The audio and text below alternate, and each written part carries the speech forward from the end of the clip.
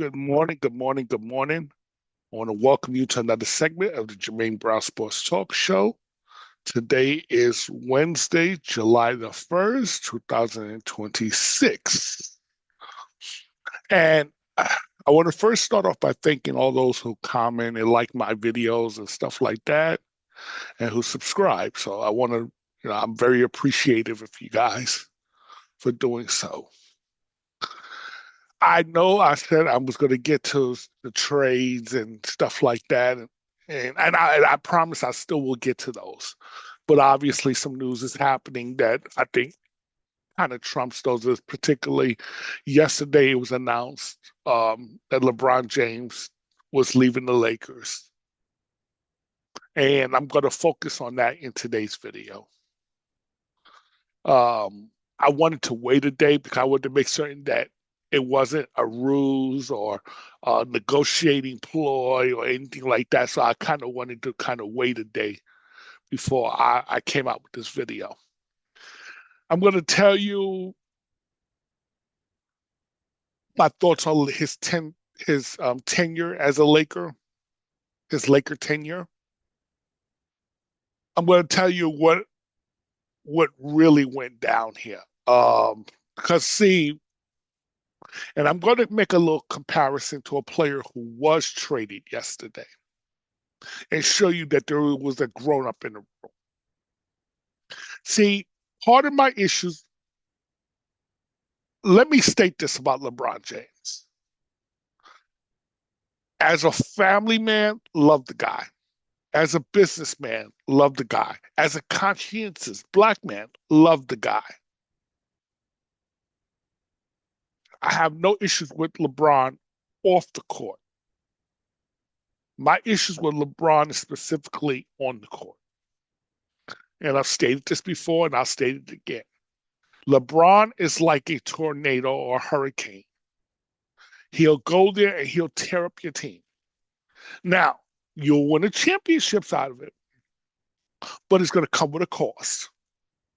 And when he leaves you almost gutterless or without a home, so to speak.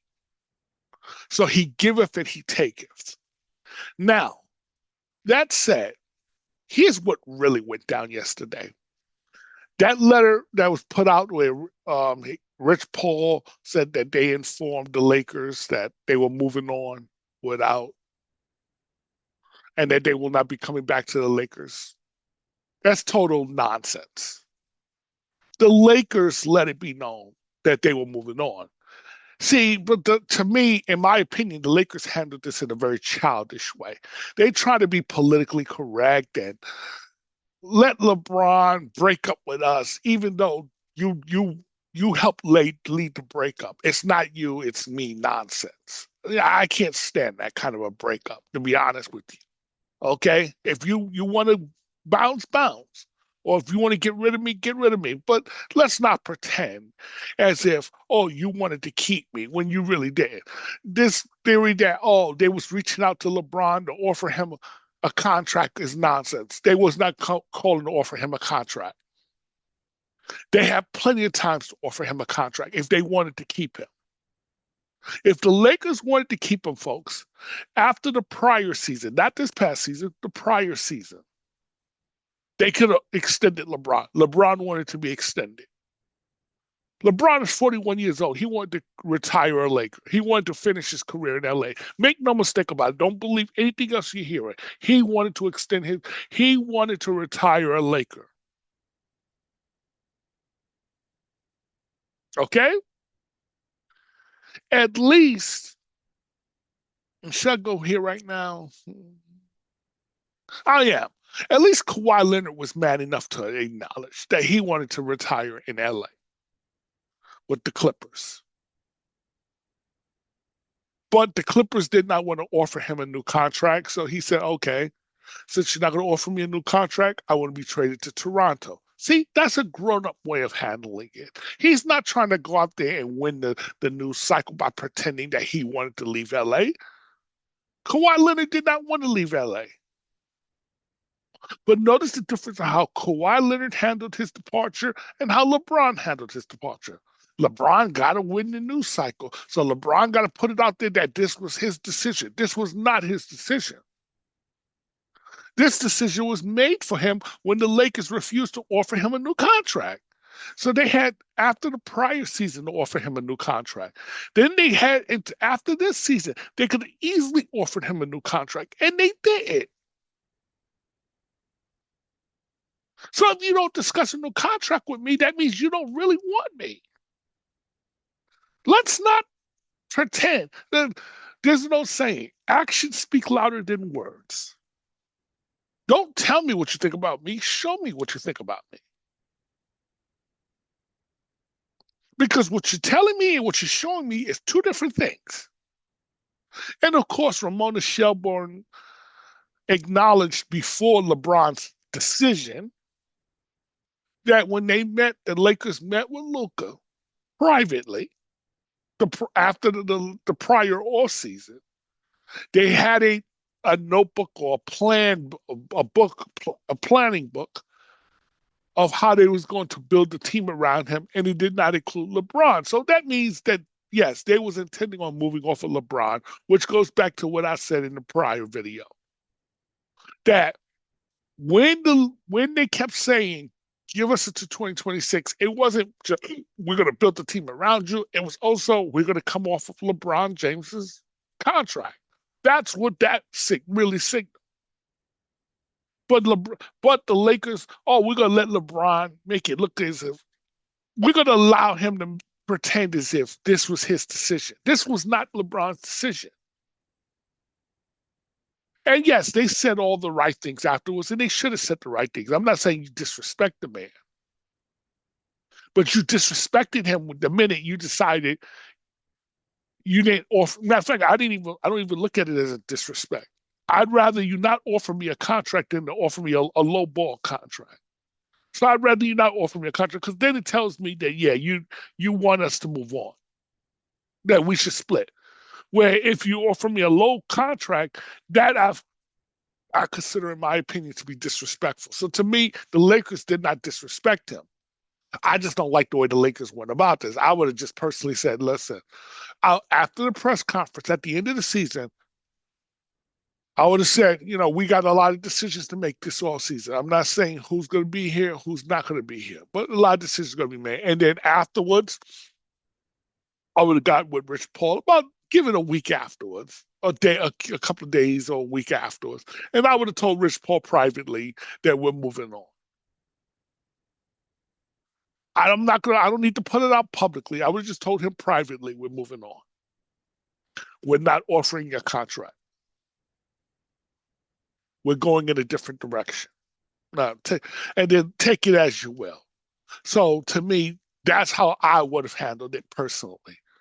I'm not concerned about LeBron James's feelings. I'm not concerned about Rich Paul's feelings. This is business, not personal.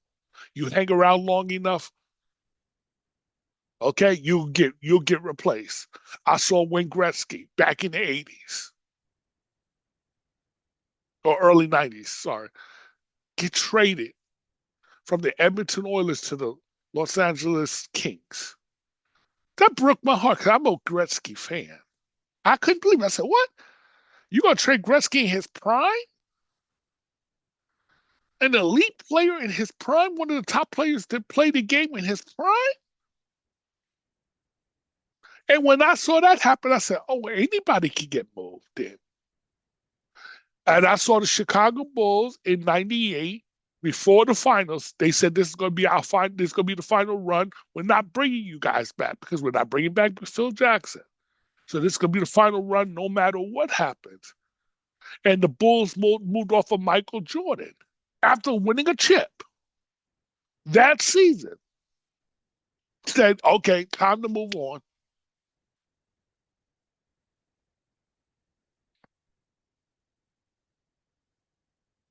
Hold on for a second.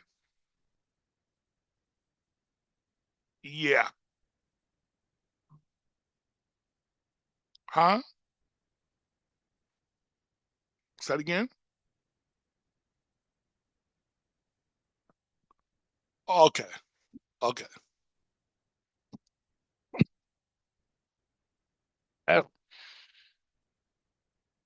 Move on from Michael Jordan in 98. Then I saw Tom Brady. Before Tom Brady. Not Eli Manning. Peyton Manning. The Colts moved on for Peyton Manning, an all-time great who helped bring them a championship. I saw the Patriots move on from Tom Brady after he brought them 6 championships. So, what made LeBron special? Now, LeBron, I didn't want him in LA because, see, I feared that this was going to happen if he came to LA. He wasn't going to have the same success he had in the Eastern Conference, where he got to like 8 to 10 straight championships. I knew this wasn't going to happen, but this is what was going to be expected of him. See, so now, what does this have to do with his legacy in LA? His Laker legacy. And I'm not going to go back before the 90s. Magic, or before the late 80s, 90s, before the mid to late 80s, 90s. Before that, I'm not going to go back before that. I'm going to just go back from Magic Johnson on. Magic been to and won multiple championships. Kareem been to and won multiple championships. Then there was a period where the Lakers didn't do anything because it was Magic and them retired. The Lakers went through a down spiral. Then Shaq comes there along with Kobe. They went to and won multiple championships. Then Shaq moves on. It's just Kobe. Kobe went to and won multiple championships. He been to 3 finals. Took his team to 3 finals. Winning 2 of them. You see where I'm going with this, folks? Laker greats have been to and won multiple championships. Now let's look at LeBron. And some people gonna say, well, he came there at the age of 35. I don't care about what his age was when he came there. You chose to go there. And you know what is required when you go there.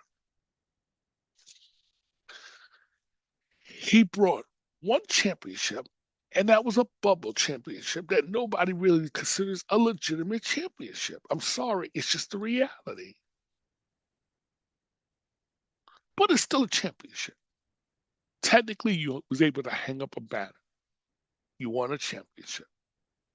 Though it was a bubble championship, it's a championship nonetheless. You won one. But that's the only one you won or even been to.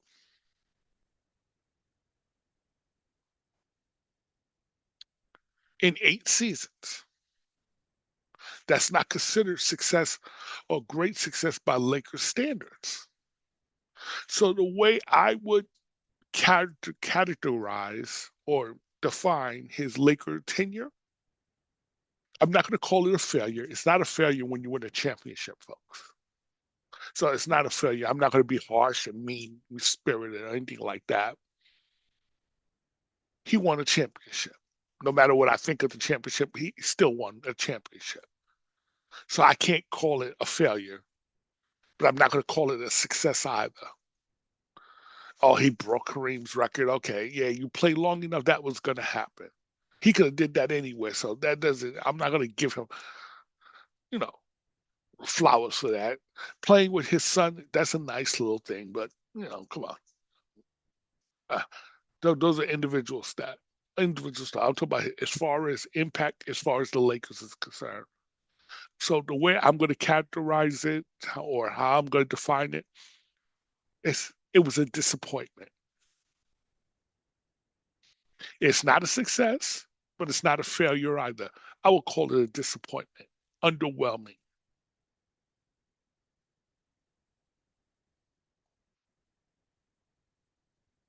And gutted the team in the process of doing so. Because the Lakers only got like, was it 2 of their own um, first round picks in the next like 5, 10 years or something like that. Because they gave up a lot of their first round picks for what? For an Anthony Davis, whom only played a couple of good years for you. Okay. Who's known as street clothes Anthony Davis. Now we end up getting Luka. So now we're going to move on to the Luka era. We had the LeBron era, and Luka's going to be judged by the same standard and measure that LeBron is. When you're an all-time great, you're going to be judged by those measures. Luka's an all-time great. He's a great player.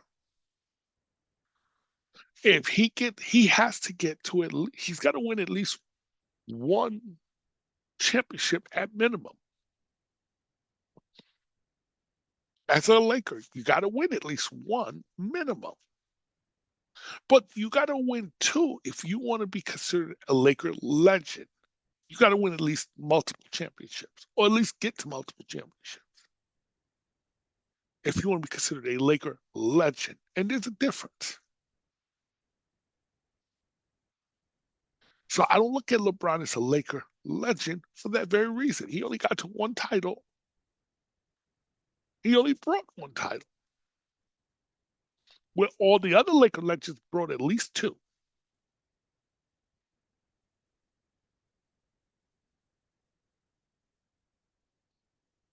All the other previous Laker legends brought at least two.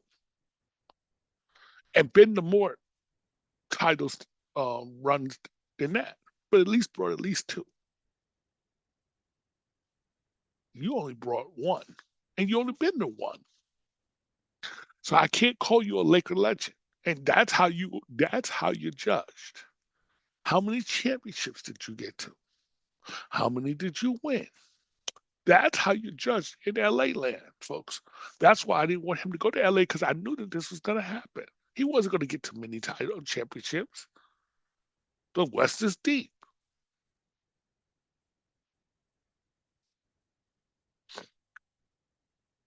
So unfortunately for LeBron, this was one of the reasons why the Lakers wanted to move on for that very reason.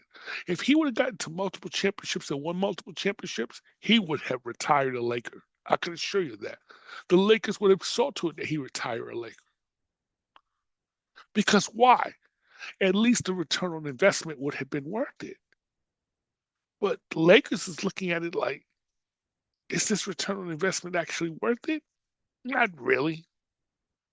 I mean, we're appreciative of what you did, but the reality is it was underwhelming for that very reason. You did not get to or win multiple championships.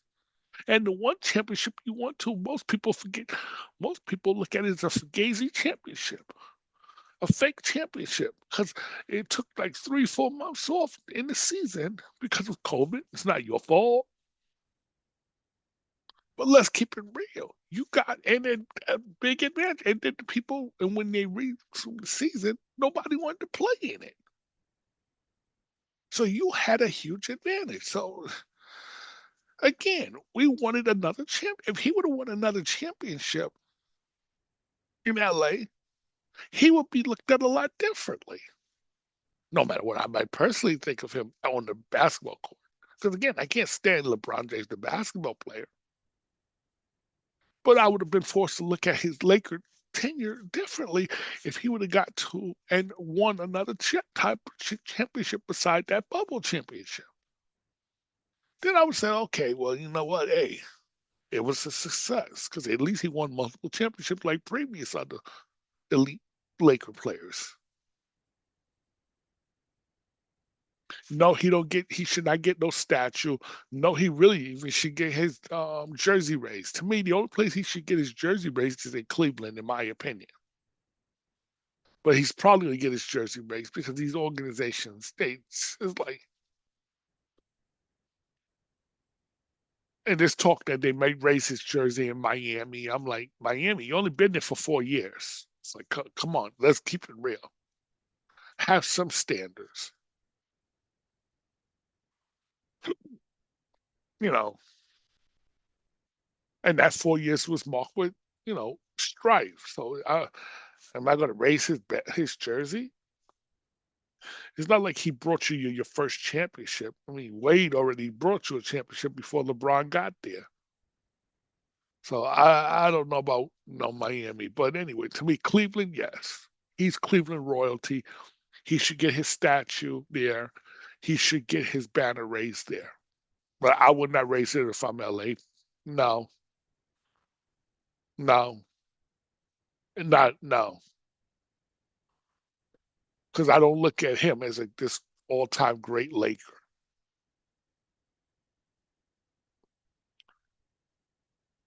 He was a good Laker, if you want to call it that. By Lakers standard, he was good, not great. Okay. Um, Now, why did I say an adult comparing him to Kawhi? Because again, Kawhi let it be known that he wanted to stay in LA, but because LA didn't want to extend his contract, he said, okay, trade me here.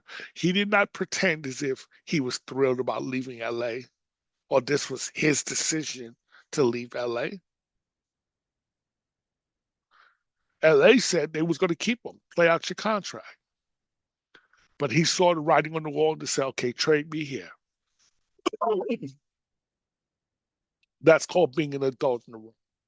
Where LeBron has to make it look as if this was his decision when it really wasn't. That's childish. And that's this is the part about LeBron I can't stand, the basketball player. He acts like too much of a child in how he handles things. Like he always has to win the press conference. He always has to win the public relations and stuff. And of course, his minions out there in the media. Oh, this was LeBron. It was not LeBron's decision, folks. This decision was taken out of his hand. Because if it was LeBron's decision, LeBron would still be in LA. Because that's what he wanted. And sometimes we don't get what we want, folks. That's called life. We don't get what we're looking to get for. That's life. But now it's how you handle it. And they all, both sides said the right things afterwards. Thanking each side, thanking the other for their time there and all that other stuff, and that was the right thing to do. But you can best believe there's some bitter feelings because LeBron didn't get what he wanted, so he's bitter, he's upset. Okay, and then he put out, "Oh, it's not about money now; it's about happiness." Bull crap. That's bull.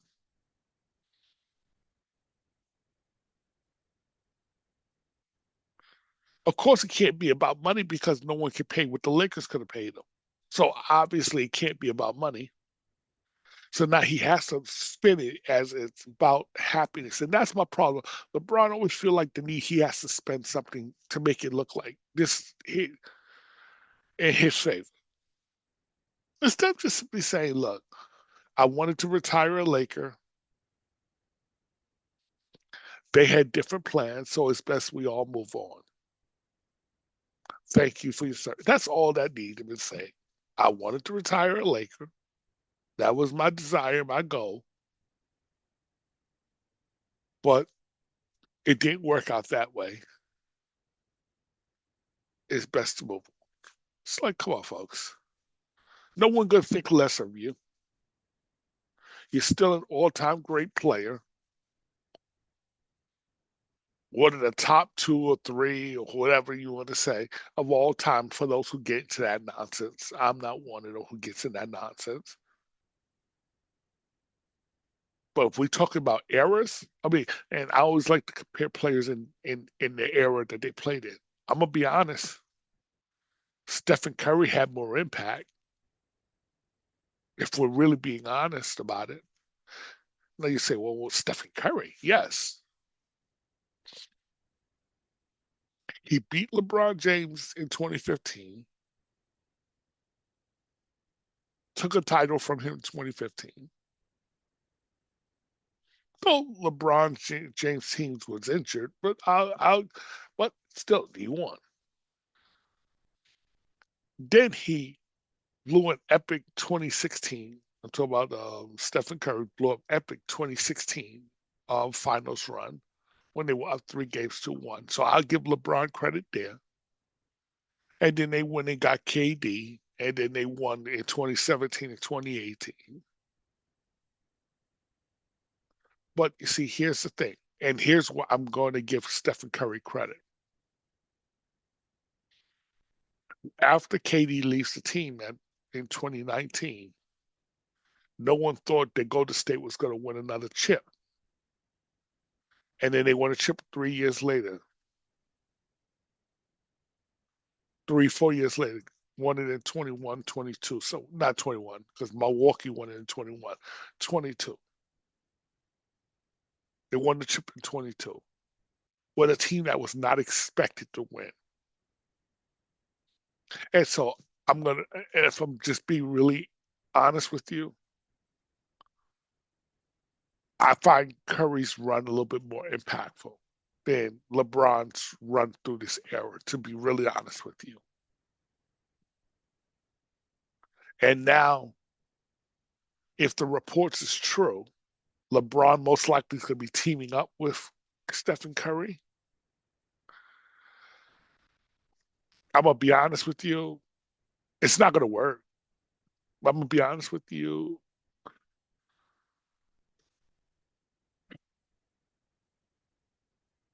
It's a weak move. If you go and leave LA, to me, the best move would be to go back home to Cleveland. Here's why.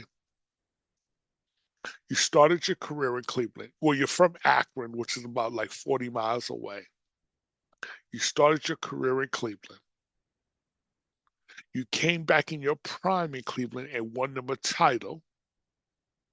So you've really accomplished all you really needed to accomplish, all truth aside.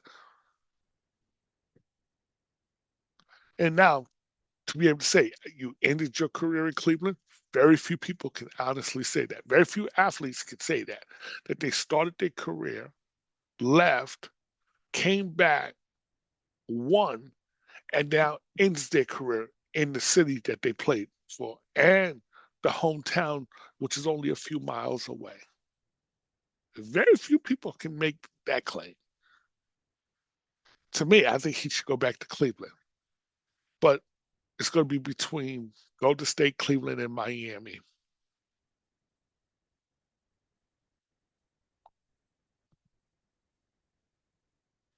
If he goes to Golden State, you're joining someone else's team, which is Stephen Curry's. That's Stephen Curry's team. A guy who's your equal. Mm. But you're not going to win because you're going to be old. If to me, he's better off going to the Heat. If you're not going to go to the Cleveland Cavaliers, go to the Heat. Because at least in the Heat, you're going back to the East, which will give you a better chance to win because the competition, though tough, is not as tough. The gauntlet is not as big in the East as it is in the West. Because I can make an argument that 3 of the best teams come out of the West, if we're just being honest. OKC, San Antonio, Denver. 3 of the better teams come out of the West. Well, the top 2 teams, OKC and San Antonio, come out of the West. Those top. Then I will put the Knicks in there because they won the championship by beating San Antonio. So I'll put them third, Denver fourth. But 3 of the top 4 teams come out of the West. Now, if you go back to Miami, you got a chance to compete in the East with Giannis and Bam. You could that would put Miami up there to compete against the Knicks. I'm not saying they'll beat the Knicks, but they could compete against the Knicks. Miami is always tough as nails, folks. So if you're gonna leave LA and you're not gonna go to Cleveland, go back to Miami. That makes more sense than going to the Golden State. Because if you go to Golden State, yeah, you're gonna be playing with Stephen Curry, but again, you're old in a young man's game. Not gonna be good, not gonna work. Because you're gonna still have the same problems, and them young boys in the West is gonna run you off the court. Just being really honest with you. If you're not gonna go back home to Cleveland, to me, Miami's the best place to go back to. That's assuming Miami even wants you back.